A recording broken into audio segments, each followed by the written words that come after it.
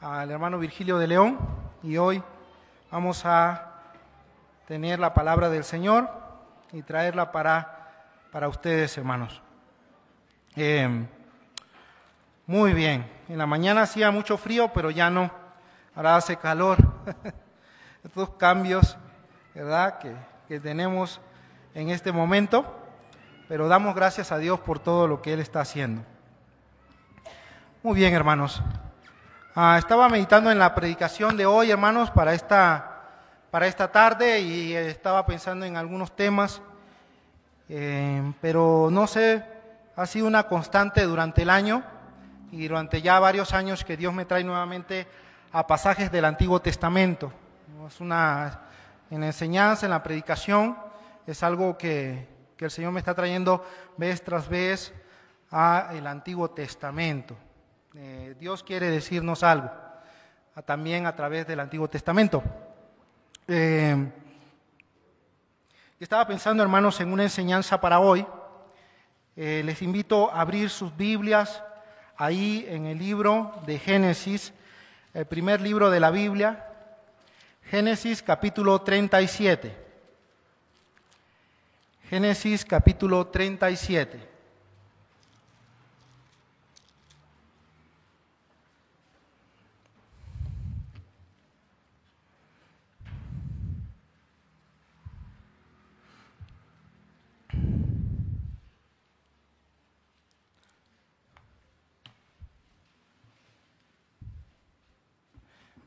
He titulado a este mensaje Saliendo de la cisterna. Saliendo de la cisterna. Y cuando hablamos de cisterna, hermanos, sabemos que ahorita tenemos un problema grave de agua aquí en Atizapán y en varios lugares también de México por causa de la sequía. Entonces, cuando hablamos de cisternas, parece que estamos en contexto de lo que está diciendo la palabra de Dios en el Antiguo Testamento. La idea es básicamente lo mismo. La cisterna en el Antiguo Testamento, los pasajes que hablan de la cisterna en el Antiguo Testamento, es un hoyo abierto en el suelo, con la idea de almacenar agua para los días cuando no había posibilidad de tener agua, para los días de sequía. Podía ser abierto en la tierra o podía ser abierto en la roca, pero la idea es lo mismo, es un lugar que se tiene para almacenar agua. Y bueno, sabemos muy bien que hoy día necesitamos una cisterna porque los que padecemos de esta situación del agua, pues hay que recolectar el agua en cisterna o en los tinacos de alguna manera para tener agua. Entonces, es básicamente lo mismo. Cuando la Biblia habla de la palabra cisterna, tiene varios significados en la Biblia. En ocasiones tiene un significado figurativo, lo vamos a ver en un momento, pero en la mayoría de los casos es un significado que es un significado normal. Es un lugar para simplemente almacenar agua. Pero, por ejemplo, hay un pasaje en Jeremías, vamos allá, Jeremías capítulo 2, versículo 13. Jeremías 2:13, me llama mucho la atención este pasaje porque aquí la palabra cisterna parece tener otro significado. Jeremías capítulo 2, versículo 13.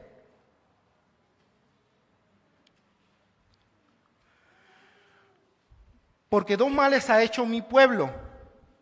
Me dejaron a mí, está hablando Dios aquí, hermanos, Dios está hablando. Me dejaron a mí fuente de agua viva y cavaron para sí cisternas rotas que no retienen agua. Por supuesto, hermanos, esto habla de un alejamiento de Dios. Del pueblo de Dios se había alejado de tal forma que Dios compara el alejamiento de su pueblo con alguien que está cavando una cisterna y cavando una cisterna, pero que finalmente esa cisterna está rota y ni siquiera sirve para almacenar agua. Los que servimos a Dios y seguimos a Dios sabemos que nuestro Dios es una fuente de agua viva. Jesús se lo dijo a la mujer samaritana, ¿recuerdan? En Juan, cuando habla con la mujer samaritana, Jesús le dice a la mujer samaritana, de tu interior correrán, ¿qué? Ríos de agua viva. Ríos de agua viva. El creyente, hermanos, nunca carecerá de la bendición de Dios en su vida. Será una fuente de agua viva. Eso es lo que es nuestro Dios. Cuando vamos a Dios, a nuestro Señor Jesucristo, entendemos que nuestra vida completamente depende de Él. Y más nuestra vida espiritual. Pero el pueblo de Israel se ha alejado de Dios. Y ahora Dios compara a su pueblo con alguien que está haciendo un trabajo muy infructuoso. Un trabajo que no sirve para nada, hacer una cisterna, cavarla y finalmente no tener nada de agua porque esa cisterna está rota finalmente. A eso se compara el pueblo de Israel, se había alejado completamente de Dios y ahora Jeremías le habla de esa manera. Otro pasaje que habla de una cisterna de una manera figurativa es Proverbios 5:15. Bebe de tu propia cisterna. Está hablando de la exclusividad en el matrimonio. Es un lenguaje figurado para decir que en el matrimonio es una relación de exclusividad. No es una relación de 3 o de 4, sino una relación de 2. Bueno, yo siempre digo una relación de 3. El esposo y la esposa y Él es el centro de la ecuación. Él es el que mantiene nuestra vida unida. Ahora, eso es un lenguaje figurativo en cuanto a la cisterna. Pero en algunas ocasiones, la palabra cisterna va a ser un lugar de muerte, Lo vemos en varios pasajes de la Escritura. Uno de ellos es el que vamos a estudiar en un momento en Génesis capítulo 37, pero también lo volvemos a ver en Daniel capítulo 6 y en Jeremías capítulo 38 versículo 7. Repito, cuando la palabra de Dios se refiere a cisterna, también se refiere a un lugar de muerte, de angustia, de preocupación. Ejemplo de esto, Génesis 37, Daniel capítulo 6, Jeremías capítulo 38, muy especialmente el versículo 7, pero todo el capítulo 38. Estos 3 pasajes hablan de cisterna con un propósito diferente. No el de almacenar agua, sino el de causar sufrimiento y de causar muerte a un hijo o una hija de Dios. Y pudiéramos decir, bueno, es que yo no voy a caer en una cisterna, literal, ¿no? Pero también podemos aplicar esto a nuestra vida, porque la cisterna para un creyente puede ser una preocupación, una situación en la cual uno está que uno piensa que nunca va a salir de ahí, una situación que te aflige, que te mantiene angustiado, que dices en medio de esa situación, ¿dónde está Dios? Puede significar eso para nuestra vida. Vamos a ver, hermanos, enfocarnos en esta tarde en ese significado de cisterna. Aquel que significa muerte, zozobra, preocupación, aflicción. Y vamos a enfocarnos ahí. Génesis capítulo 37.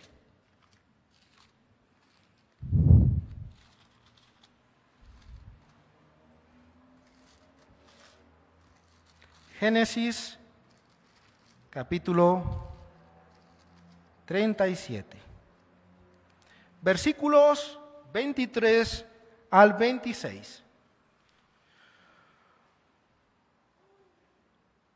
23 al 26. Sucedió pues que cuando llegó José a sus hermanos, ellos quitaron a José su túnica, la túnica de colores que tenía sobre sí, y le tomaron y le echaron en la cisterna. En la cisterna, hermanos, ahí está. Muerte, aflicción, destrucción. Pero la cisterna estaba vacía, no había en ella agua. Y se sentaron a comer pan, y alzando los ojos miraron, y aquí una compañía de ismaelitas que venía de Galaad, y sus camellos traían aromas, bálsamo y mirra, e iban llevándolo a Egipto. Entonces Judá, ese es uno de los hermanos de José, dijo a sus hermanos: ¿qué provecho hay en que matemos a nuestro hermano y encubramos su muerte? El 27 también. Venid y vendámoslos a los ismaelitas, y no sea nuestra mano sobre él, porque él es nuestro hermano, nuestra propia sangre. Y sus hermanos convinieron con él. Encontramos aquí una historia muy conocida por nosotros.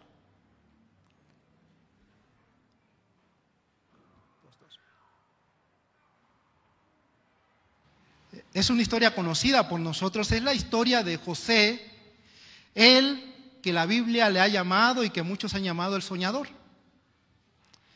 José creció en una familia que pudiéramos decir hoy día era una familia disfuncional.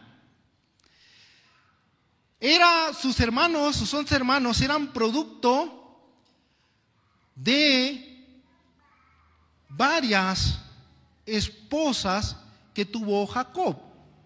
Y era un enredo de familia, hermanos, de verdad, leerlo es muy enredado. La cuestión es que José está ahí en medio de una familia, y para agravar la situación en la familia, el papá de José, que es Jacob, tiene un hijo favorito que se llama José. La Biblia lo dice ahí, usted va a leer ahí en el capítulo 37, los primeros versículos, y dice claramente que Jacob tenía un hijo favorito. Amaba más a José que a sus otros hermanos. También, José no solamente era amado por su padre, también su padre lo enviaba a vigilar a sus hermanos. José iba cuando estaban sus hermanos, y dice la palabra que cuando regresaba le decía a su padre, dicen otras versiones, todas las fechorías que hacían sus hermanos, todas las fechorías. Y esto iba haciendo en sus hermanos crecer y crecer el odio contra José. Aunado a esto, un día su padre Jacob le regaló una túnica de colores, una túnica que usaban los príncipes, hermanos. ¡Wow! Muy bonita. Se veía a lo lejos que era José, porque era una ropa que le distinguía sobre los demás, y además, como vemos en la historia bíblica, José era un hombre guapo. Era dice la Biblia, de hermoso parecer. Entonces imagínenselo con su ropa nueva, y sus hermanos lo ven. Cada vez va creciendo más en ellos un resentimiento contra José. La misma porción dice que ellos odiaban a José, lo odiaban. Y cada vez que sucedía una cosa como esta, que su padre le regalara ropa nueva, túnica de colores, ahora lo odiaban aún más. Pero el odio se incrementó aún más y más cuando José tuvo un sueño. Porque este jovencito de 17 años, muy bien parecido y muy bien vestido, también tenía sueños que eran revelaciones de Dios. Y no solamente tenía sueños, sino que él podía interpretar esos sueños de parte de Dios. Y un día sueña y dice, vengan, le dice a sus hermanos, les voy a contar un sueño. Y yo me lo imagino que no lo dijo así, hermanos. Se puso así. les voy a contar un sueño. Tuve un sueño. Sucede que ustedes y yo estábamos trabajando y de pronto el manojo, posiblemente de grano, de José, se levantaba, estaba levantado. Y de pronto el de ustedes también se levantaba. Y no solo eso, venían al mío y se arrodillaban. Y sus hermanos se sorprendieron y dijeron: ¿gobernarás tú sobre nosotros? ¿Serás tú nuestro rey? Y dice la palabra que le odiaron aún más. Tenían más resentimiento contra él.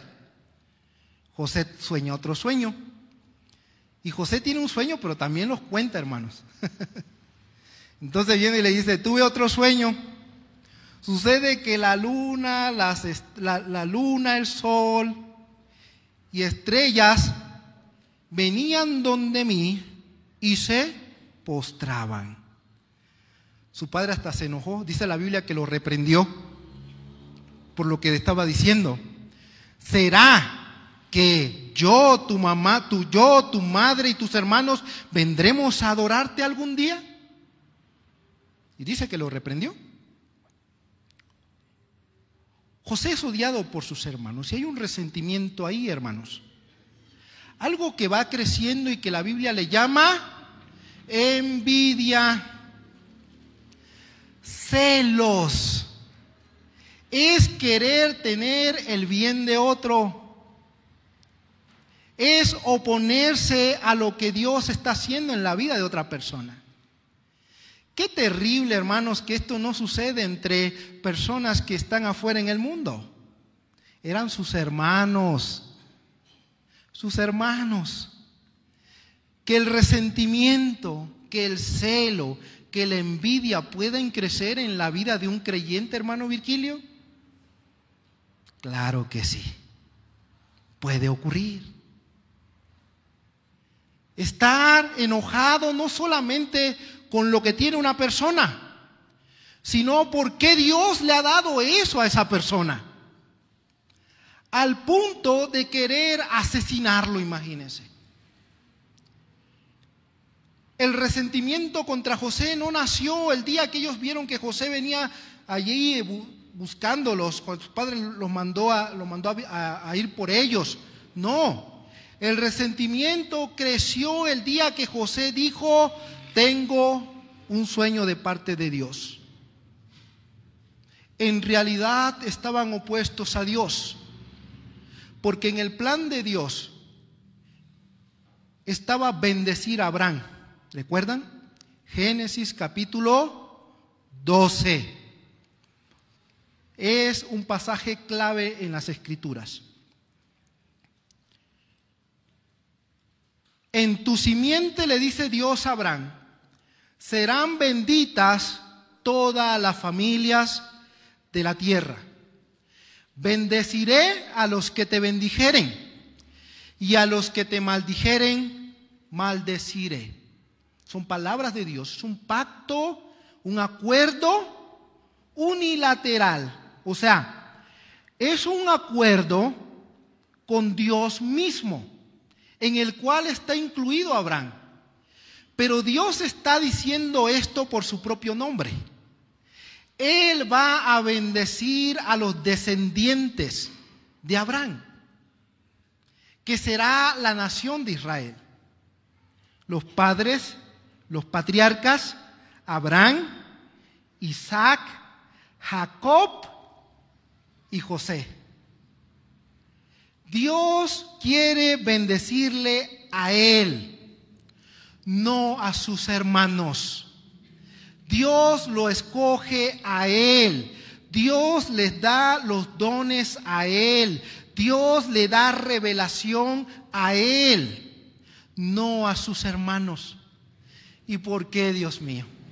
¿Por qué a él y no a mí?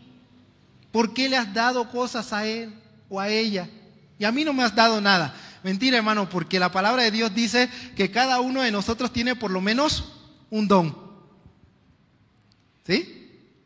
Por lo menos uno. Hay veces que algunas personas tienen dos. Nadie puede tenerlos todos. El único que lo tenía todo era Jesús. Porque si alguien tuviera todos los dones del Espíritu Santo, no dependería de nadie. Y la gran verdad en la iglesia es que todos dependemos los unos de los otros.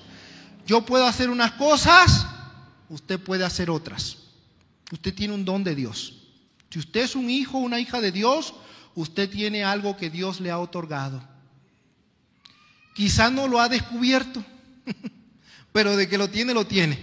Y quizás lo está usando y ni siquiera sabe que lo tiene, pero ya lo está utilizando. Dios le dio dones a él. Ahora, crece la envidia, crece el resentimiento. Resentimiento que finalmente lleva a los hermanos de José a echarlo en un lugar de muerte, de destrucción y de aflicción. Qué terrible situación, hermanos, cuando esto sucede. Pero no le sucedió solamente a José en la Biblia. Daniel capítulo 6 nos habla de que hubo un tiempo en el cual Dios levantó a un gran profeta para que estuviera en la corte de los reyes del mundo. Daniel es un profeta a la corte de los grandes imperios de aquel mundo conocido. La vida de Daniel es una vida que trasciende los tiempos, hermanos.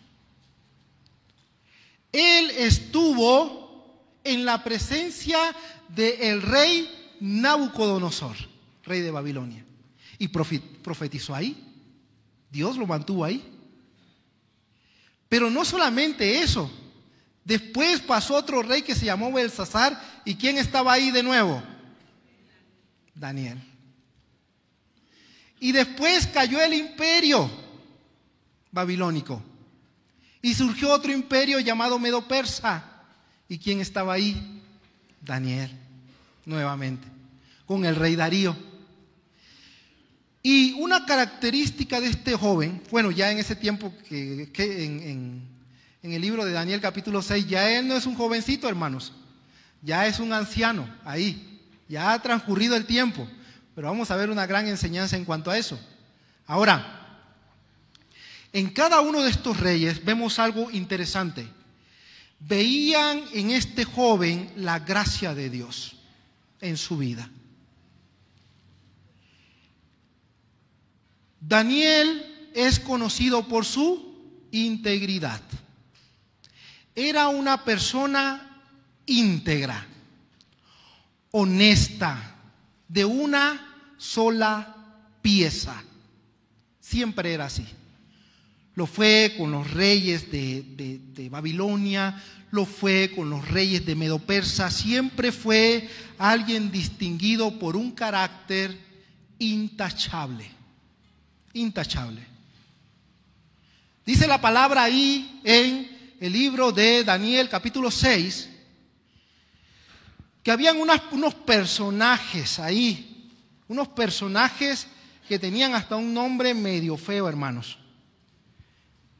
Sátrapas. Sátrapas. En la Biblia los malos tienen nombres feos, hermanos. Miren, sátrapas,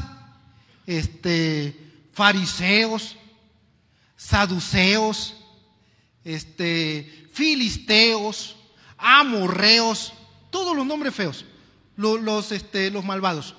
Y ahora había uno aquí, una serie de personajes llamados sátrapas o gobernadores, que tuvieron celos, envidia de Daniel, porque todo lo hacía bien. Estaba en la corte del rey, intachable el hombre. No podían, trataron de ver en qué podían, ver en qué podían dañarlo, a ver alguna falta en él. Quizás hizo una mala cuenta aquí, o quiso hacer salirse por otro lado, hacer algo indebido, pero no pudieron encontrar nada, porque Daniel era un hombre íntegro, de una pieza. Eso es lo que significa íntegro, de una pieza. Alguien que no puede ser atrapado por nada. Estos sátrapas se parecían a los fariseos del tiempo de Jesús. Usted recordará que hubo un tiempo cuando habían personas que estaban opuestas al ministerio de Jesús.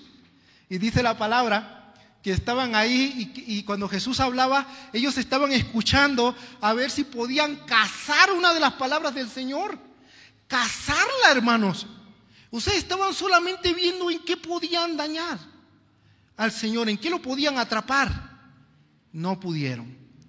En las Escrituras, en el Antiguo Testamento, vemos hombres que representan el carácter de Jesucristo. Uno de ellos es José. Se parece mucho al carácter del Señor. Otro de ellos es Daniel. Se parece muchísimo al carácter del Señor.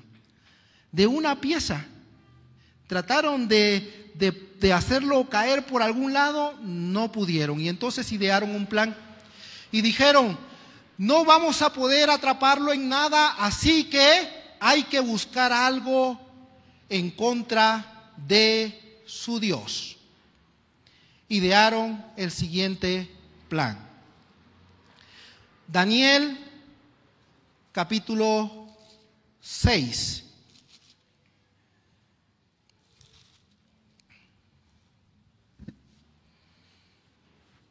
Versículo 6. Entonces estos gobernadores y sátrapas se juntaron delante del rey y le dijeron así: Rey Darío, para siempre vive. Muy zarameros, muy como se dijera, lamebotas, hermanos. O sea, muy así como tratando de endulzar al rey. Rey, para siempre vive. Todos los gobernantes del reino, magistrados, sátrapas, príncipes, capitanes, han acordado por consejo que promulgues un edicto real y confirmes que cualquiera que en espacio de 30 días demande petición de cualquier dios u hombre fuera de ti, oh rey, sea echado en el foso de los leones. El foso de los leones es otra palabra para cisterna, hermano, muy parecida a la cisterna. Es decir, un lugar de muerte, de destrucción, de aflicción. Ahora, oh rey, confirma el edicto y fírmalo, para que no pueda ser revocado conforme a la ley de Media y de Persia, la cual no puede ser abrogada. Firmó pues el rey Darío el edicto y la prohibición. Ahora mire lo interesante. Cuando Daniel supo que el edicto había sido firmado, entró en su casa y abierto las ventanas de su cámara que daban hacia Jerusalén, se arrodillaba 3 veces al día y oraba y daba gracias delante de su Dios como lo solía hacer antes. El carácter de una persona, hermanos, se mantiene a través del tiempo. ¿Recuerdan al jovencito Daniel ahí cuando fue llevado cautivo con todos los de Israel que fueron llevados cautivos a Babilonia en esta deportación? Y dice la palabra que el joven Daniel propuso en su corazón no contaminarse con la comida del rey. Y pidió no ser contaminado. Él hizo un compromiso con Dios cuando era joven. Y pudiéramos decir, ya ha pasado muchos años, posiblemente él tenía en aquel tiempo, cuando lo echaron al foso de leones, unos 80 años aproximadamente. Ya pasó el tiempo. ¿Será que se le olvidó de sus disciplinas espirituales de orar? No, hermanos, porque dice la palabra que él abría sus puertas y oraba 3 veces al día, en el desayuno, al almuerzo y la cena. ¿Cómo lo solía hacer? ¿Cuándo? Siempre, siempre. Hermanos, las disciplinas espirituales así son, se mantienen. Una persona que no ora ahora no va a orar nunca. Cuando era joven no oraba, cuando era viejo tampoco va a orar. Las disciplinas espirituales se mantienen. Él mantuvo una fe en Dios desde su juventud, su etapa adulta, y ahora siendo un anciano sigue teniendo esa fe, esa confianza en Dios. ¿Qué sucedió? Pues sí, lo atraparon ahí. Él no iba a dejar de orar. Es más, yo creo que hasta lo hizo con cierta forma para que lo vieran, que abría las puertas y estaba orando. ¿Hacia dónde oraba, hermanos? ¿Hacia qué? Hacia Jerusalén.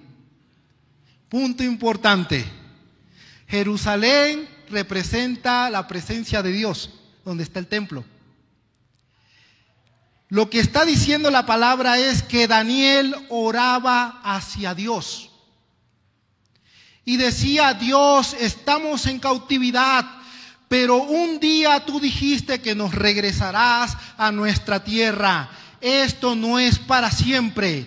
Después de 70 años, tú nos vas a regresar. Y efectivamente así sucedió. Solo 70 años. No fueron ni 71 ni 69, 70. ¿Por qué? Dios lo dijo. Así se cumplió. Y Daniel tenía eso en mente. ¿Qué sucedió, hermanos? Finalmente logran su objetivo y Daniel es echado a la cisterna, al lugar de muerte, de destrucción, al foso. Y ahí está, en aflicción. Vamos a ver que no. ¿Qué sucedió, hermanos? Rápidamente. El rey quiso librarlo. Claro, veía que todo lo que habían hecho aquellos sátrapas era toda una trata para llevar a Daniel a la muerte, porque él sabía que Daniel era íntegro. Y dice la palabra que trató de librarlo. Se le fue el sueño, pasó toda la noche tratando de librar a Daniel. Pero cuando él estaba pensando en librarlo, llegaban los sátrapas de nuevo. No puedes retractarte. Ya firmaste el decreto y es ley de Media y de Persia. No puede ser revocada. Tiene que cumplirse. Y venían de nuevo y de nuevo ahí insistentes, hermanos. ¿Cuántos creyentes sufren eso? Por parte de personas que no conocen a Dios. Un falso testimonio acerca de un hijo de Dios.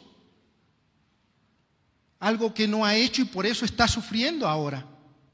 Ayer nos contaba una de las chicas que nos ayuda con los jóvenes que en su trabajo le han hecho esto. Personas que hablan mal de un hijo de Dios, de una hija de Dios, para ponerlo en mal delante de jefes, y eso se ve muy comúnmente. Bueno, esto fue lo que le hicieron a Daniel. Daniel está ahí, hermanos, y el rey va en la mañana y dice algo interesante. Daniel, el Dios al que tú constantemente sirves, ¿te ha podido librar? ¿Y qué dice Daniel? Vive para siempre, rey. Mi Dios envió su ángel, el cual tapó la boca de los leones para que no me hiciesen daño. Qué bendición, hermanos, que ahí en la dificultad, en la cisterna, en el lugar de muerte, Dios envió su ángel. Y mientras los sátrapas estaban ahí casi saboreándose la muerte de Daniel, Dios lo estaba amparando. Y yo creo, hermanos, que ese día Daniel durmió muy bien, porque agarró a un león y lo tuvo de almohada, hermanos, porque el ángel de Dios vino y lo libró. Dios siempre va a actuar a favor de nosotros, hermanos,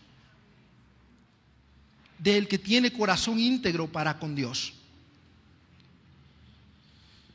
Ahora, hermanos, vemos que las razones para estar en una cisterna pueden ser variadas. Y siempre debemos tomar en cuenta que aunque las causas para estar dentro de una cisterna pudieran ser causas externas, como le sucedió a José y sus hermanos, como le sucedió a Daniel y con los sátrapas, son situaciones permitidas por Dios con un propósito. Dios está en control. Dios está en control y lo vamos a ver más adelante. Un caso más. Jeremías el profeta. Jeremías capítulo 38.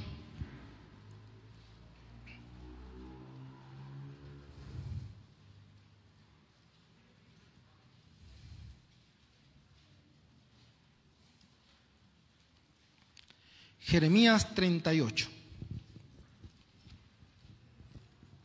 Voy a leer el versículo 3 en adelante. Esta es la palabra de Jeremías al pueblo. Recordar, hermanos, que aquí en el libro de Jeremías, Jeremías capítulo 38. Jeremías capítulo 38. El ministerio de Jeremías no fue un ministerio fácil, no fue una palabra dulce, fue una palabra sumamente dura. Jeremías se encuentra al final de la existencia del pueblo de Israel. Jeremías es un profeta que tiene una voz de parte de Dios, pero es un mensaje de Dios, pero de juicio contra el pueblo. Se han desviado, han seguido dioses falsos, se han desviado del Dios verdadero y por lo tanto ahora Dios va a enviar un juicio a este pueblo y no va a detener su mano, no la va a detener. Es decir, el mensaje de Jeremías es un mensaje de juicio sin retorno. El pecado del pueblo ha llegado al colmo de Dios y ahora viene su juicio. Y mire la profecía de Jeremías, capítulo 38, verso 3. Así ha dicho Jehová: de cierto será entregada esta ciudad en manos del ejército del rey de Babilonia y la tomará. O sea, no hay retorno ya. Y dijeron los príncipes del rey: muera ahora este hombre, porque de esta manera hace desmayar las manos de los hombres de guerra que han quedado en esta ciudad, y las manos de todo el pueblo, hablándoles tales palabras, porque este hombre no busca la paz de este pueblo, sino el mal. Y dijo el rey Sedequías: he aquí que él está en vuestras manos, pues el rey nada puede hacer contra vosotros. Qué rey tan fusilánime. Nada que ver con los grandes reyes de Israel. Hagan lo que quieran, yo no puedo hacer nada. Es el rey, ¿cómo no va a poder hacer nada? Pero es un rey, hermanos, que va camino a la destrucción también por idólatra. Y va a ser llevado cautivo, no tiene autoridad, no tiene voz, nadie le hace caso. Nadie le hace caso. Miren, cuando un creyente vive en pecado pierde autoridad, pierde poder. Sí. Entonces, tengamos cuidado, porque a este nadie le hacía caso. Nadie quería obedecerle. Ahora, mira lo que sucede con Jeremías. Verso 6. Entonces tomaron ellos a Jeremías y los hicieron echar en la cisterna de Malquías, hijo de Emelec. ¿Dónde lo echaron, hermanos? ¿En el lugar de qué? De muerte, de destrucción, de aflicción, de preocupación. ¿Ves? Ahí lo echaron. Y metieron a Jeremías con soga. Y en la cisterna no había agua sino cieno, y se hundió Jeremías en el cieno.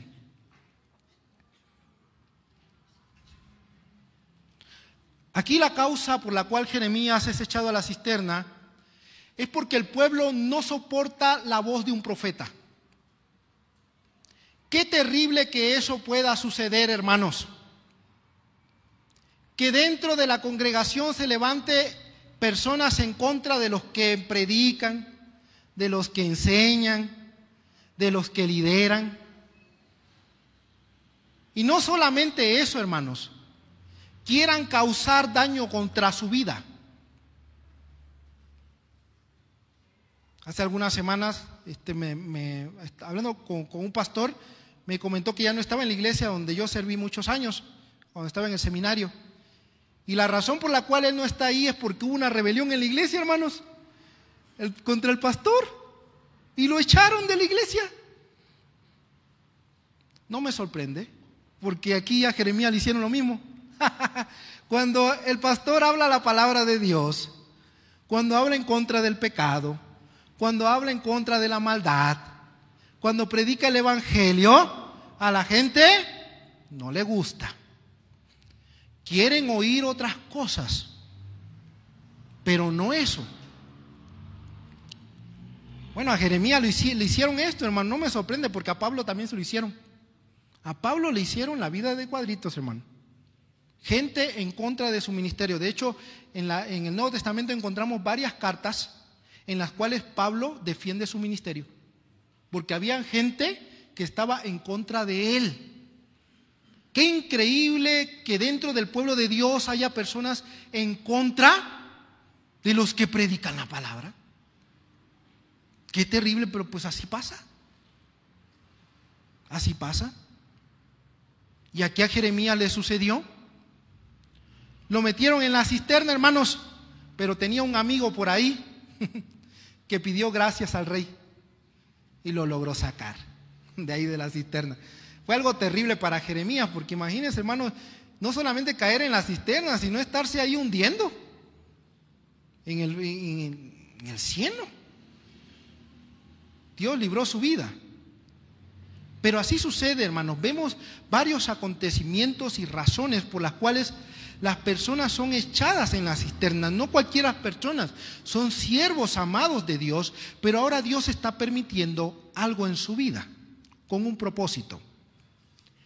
La cisterna en la vida de un creyente hoy día puede ser una preocupación. Puede ser una aflicción por algo que tú piensas que no tiene solución.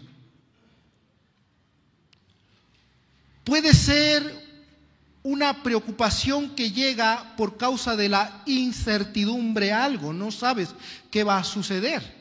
No sabes qué va a suceder. Entonces hay un pensamiento que te tiene constantemente en preocupación, en aflicción.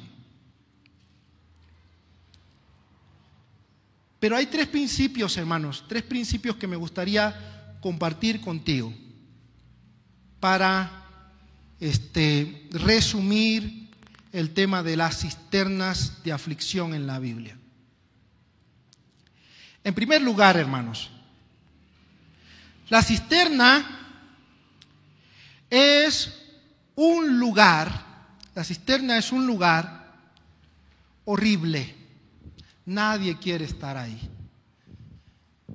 ¿A quién le gusta tener preocupaciones, hermano? Levante su mano. ¿A quién le gusta? Aflicciones, necesidades, dolor en el corazón, no solamente dolor físico, pero un dolor emocional por algo que haya sucedido, por una pérdida. Ninguno de nosotros nos gusta la cisterna, porque la cisterna es un lugar de aflicción y de preocupación. La cisterna puede ser un lugar oscuro, ¿sí? Y también la cisterna puede ser un lugar solitario. Cuando uno piensa que ya no tiene a nadie al lado, a nadie, no está nadie. Te encuentras tú y la situación, y no hay nadie. Soledad, preocupación, aflicción. Eso puede ser la cisterna. Y finalmente puede ser un lugar de muerte. Pero quiero decirte, hermano, hermana, que no tiene que ser un lugar de muerte para ti. Dios puede tornar las maldiciones en bendiciones. Dios puede traer su paz a nuestra preocupación. Dios puede obrar a favor tuyo para que después tú puedas ver hacia atrás y puedas reflexionar en cuanto al gran Dios que te sostiene. José, 17 años en la cisterna metido, mientras sus hermanos están riéndose de él. Y dice la Biblia que están comiendo pan. ¿Cómo podían comer pan cuando su hermano estaba ahí en aflicción? 17 años, hermanos. Cuando tú tenías 17 años, ¿qué pensabas? Yo me acuerdo, hermanos, cuando yo tenía 17 años no sabía qué hacer. Cuando uno tiene 17 años, hay decisiones que hay que tomar, pero uno no sabe cómo tomarlas. Es inexperto en muchas áreas, en muchísimas cosas. Bueno, vemos a un joven de 17 años en gran aflicción, en un hoyo oscuro. Pero después vemos a un hombre que Dios utilizó para mantener en vida a mucho pueblo. Vemos a un gobernador de Egipto. Y cuando José está ahí frente a sus hermanos, porque está frente a sus hermanos, y sus hermanos no le reconocen, ¿cómo le van a reconocer si cuando le vieron tenía 17 años? Ya no, ya creció, tiene aproximadamente 30 años. Ha cambiado, es un hombre. Y no solo eso, hay intérprete entre ellos. Es decir, él les hablaba en idioma egipcio y sus hermanos no podían entender nada. Pero él sabía que eran sus hermanos. Y ahí está José y posiblemente, hermanos, yo estoy seguro que los vio y reflexionó en aquel día cuando lo echaron a la cisterna. Miró hacia atrás y sintió el amor de Dios, el poder de Dios, la misericordia de Dios. Quizás en ese momento había aflicción, prueba, dificultad, pero Dios tornó la situación de aflicción en una gran bendición. ¿Estás en una cisterna, hermano, hermana? ¿Quién está en una cisterna? Ahorita vamos a orar por usted. Déjame decirte que Dios no te ha dejado. Y esa cisterna que hoy tú ves como un problema grande, de dificultad, que no tiene solución, Dios lo puede tornar en una gran, gran bendición para muchas personas. Daniel en el foso de los leones. Está ahí, pero después que él sale y él da gloria a Dios, se emite otro decreto según las leyes de Media y de Persia, para que solamente fuera adorado el Dios verdadero. Hermano, ahí en la aflicción que podemos tener ahora, Dios puede usarla y tornarla para que Dios sea glorificado, para que Dios se lleve la gloria. En segundo lugar, la cisterna puede ser un lugar que pudiéramos decir de soledad, un lugar muy profundo en el cual nos encontramos. Pero ese lugar no escapa a la presencia de Dios. Dios está contigo. Tanto en el caso de José como en el caso de Jeremías, notamos algo sumamente interesante. Notamos que la cisterna donde los echaron estaba ¿qué? Vacía. Ah, qué coincidencia, hermano Virgilio, que la cisterna estaba vacía. No, hermanos, estaba vacía porque Dios quiso que estuviera vacía. Dios quería preservar su vida. Dios quería enseñarle algo. Y si esa cisterna, estoy seguro, hermanos, que si estas cisternas no estuvieran vacías sino con agua, Dios las hubiera secado en ese momento, antes de que entraran. ¿Puede hacerlo? Claro que sí, porque Él está contigo, Él está allí. Daniel en el foso de los leones, Dios envió su ángel. Dios está con nosotros. Dice el Salmo 34:7. El ángel de Jehová acampa alrededor de los que le temen y los defiende. Y si el ángel de Jehová es una manifestación de Cristo en el Antiguo Testamento, hermanos, aún mejor, porque es que Jesús está con nosotros. Jesús no te ha dejado solo. Puede ser que en tu mente, en la situación que estás pasando, pudieras reflexionar y decir: estoy solo, no tengo a nadie y este problema es muy grave. Pero la presencia de Dios está ahí. Todavía no te ha dejado ni te dejará. Todo creyente debe saber que dice Romanos 8:28: a los que aman a Dios, todas las cosas les ayudan a bien. Esto es, a los que conforme a su propósito son llamados. Dios está contigo, ahí en la cisterna que estás pasando. Y en tercer lugar, hermanos, la cisterna nos puede ayudar a cambiar nuestra perspectiva de las cosas.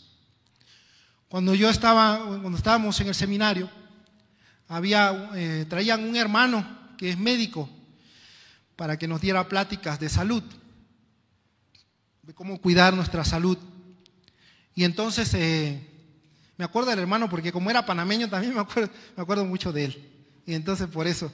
Y llegaba el hermano y entonces daba estas pláticas, pero algo que él decía que siempre me llama mucho la atención es que nos recordaba: miren, cuando ustedes oigan el sonido de la alarma, no le llamen alarma, llámenle el sonido de la oportunidad.